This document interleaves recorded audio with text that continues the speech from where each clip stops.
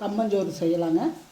அதை மிக்சியில் போட்டு தண்ணி தெளித்து அந்த தோலெல்லாம் எடுத்து புடைச்சிட்டு மறுபடியும் ஊற வச்சு அரைச்சிக்கலாம். கம்பை மிக்சி ஜாரில் போட்டு கொஞ்சமாக தண்ணி ஊற்றிங்க, உம்மி எடுத்துக்கலாம். பாருங்கள், இந்த கம்பில் பாருங்கள் எவ்வளோ உம்மி.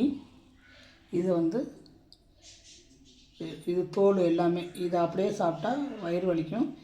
இதை கழுவி ஊற்றிட்டு ஒரு அரை மணி நேரம் கம்பை ஊற வச்சிடலாம்.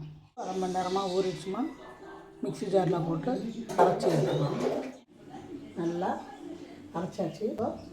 இந்த மாவை கொட்டி கிண்ட போகிறோம். உலக நல்லா காஞ்சிருச்சு. சோறு பாருங்க நல்லா கொதிஞ்சு நல்லா வந்துருச்சு.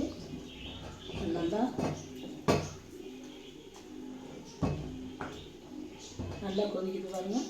மத்துக்கட்டையில் கிண்டணும், அப்போ தான் நல்லா மசிஞ்சு வரும்.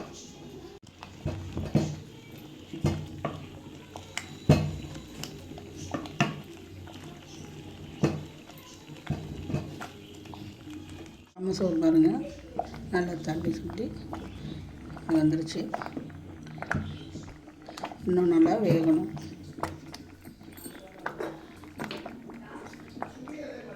நல்லா கொஞ்சம் உப்பு சேர்த்துக்கலாம்.